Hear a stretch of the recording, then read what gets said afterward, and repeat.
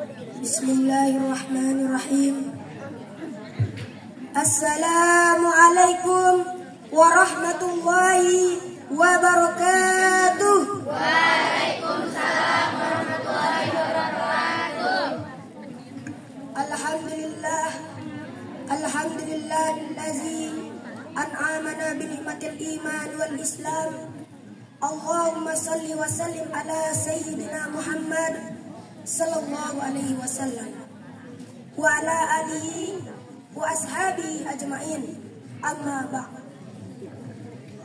Yang sama-sama kita hormati Ibu Kepala Sekolah, Bapak Ibu Guru, pegawai staf tata usaha, serta teman-teman yang dirahmati Allah Subhanahu wa taala. Pertama-tama, marilah kita panjatkan puja beserta rasa puji syukur kita kehadirat Allah Subhanahu wa taala atas berkat karunia dan nikmatnya kita masih diberikan kesempatan, kesehatan serta umur yang panjang, bahwa kita bisa berkumpul di tempat yang insya Allah berbahagia ini. Kedua kalinya tidak lupa juga kita haturkan salawat beriring salam kepada junjungan alam Nabi besar kita, yakni Nabi Muhammad sallallahu alaihi wasallam. Atas perjuangannya, beliau berhasil membawa umat muslim ini dari alam yang gelap gulita menuju alam yang terang benderang, dengan kata lain, minas zulumat ilan nur. Baiklah, berdirinya saya di sini ingin menyampaikan sebuah pidato yang bertema menyambut keberkahan bulan Ramadan. Sahabat hillah yang mudah-mudahan Allah Subhanahu wa taala selalu rahmati, marhaban ya Ramadan. Bulan Ramadan adalah bulan yang penuh dengan kemuliaan. Tentu bulan Ramadan adalah bulan yang penuh dengan keberkahan. Pasti. Bagaimana tidak penuh dengan keberkahan? Karena di setiap bulan Ramadan, hal-hal baik yang kita lakukan berupa membaca Al-Quran, bersedekah, berzikir, semuanya pahalanya akan dilipat gandakan oleh Allah Subhanahu wa ta'ala. Begitupun sebaliknya, apabila kita melakukan kemaksiatan, kejahatan, kemungkaran di bulan Ramadan, maka Allah pun akan melipat gandakan dosa yang telah ia lakukan. Na'udzubillahi min dzalik. Ada 3 golongan orang-orang yang menyambut datangnya bulan Ramadan. Siapakah itu? Yang pertama, orang yang gembira dan senang akan datangnya bulan Ramadan. Siapakah itu? Orang yang beriman dan bertakwa kepada Allah Subhanahu wa taala. Lalu yang kedua adalah orang yang gembira tetapi sedih akan datangnya bulan Ramadan, yaitu orang yang sakit karena tidak dapat melakukan ibadah puasa. Lalu yang ketiga, orang yang sangat benci, orang yang sangat menghinakan datangnya bulan Ramadan. Inilah orang-orang yang celaka. Ya, siapakah itu? Orang yang tidak mau melakukan amalan-amalan yang dianjurkan di bulan Ramadan. Na'udzubillahi min dzalik. Rasulullah sallallahu alaihi wasallam bersabda, "Man shoma Ramadana imanan wa ihtisaban ghufira lahu ma taqaddama min dzambi." Barang siapa yang berpuasa dengan penuh keimanan dan mengharapkan pahala, maka Allah akan menghapus dosa-dosanya yang telah lalu. Begitupun sebaliknya, setiap abadun adraka Ramadana fangsalahu walam yufarlah.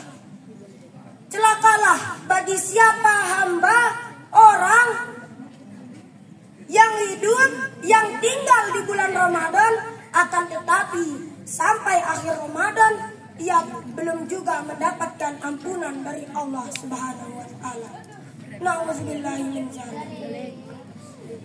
Hadirin yang dimuliakan Allah Subhanahu wa taala.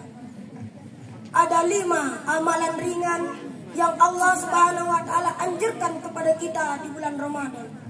Apakah dia yang pertama orang yang membaca Al-Quran? Dari hadis riwayat Abu Daud dan At-Tirmizi, Rasulullah Shallallahu Alaihi Wasallam bersabda, "Al-jannatu mustaqatun ila arba'atin nafar." Surga itu merindukan 4 golongan. Salah satunya adalah taliyil Quran, orang yang senantiasa membaca Al-Quran. Lalu yang kedua, ibadah puasa. Allah Subhanahu wa taala menganjurkan serta mewajibkan kita untuk melakukan ibadah puasa di bulan Ramadan. Allah Subhanahu wa taala berfirman dalam Al-Qur'an surat Al-Baqarah ayat 183. Bismillahirrahmanirrahim. Ya ayyuhallazina amanu kutiba alaikumusyamu kama kutiba alal ladzina min qablikum la'allakum tattaqun.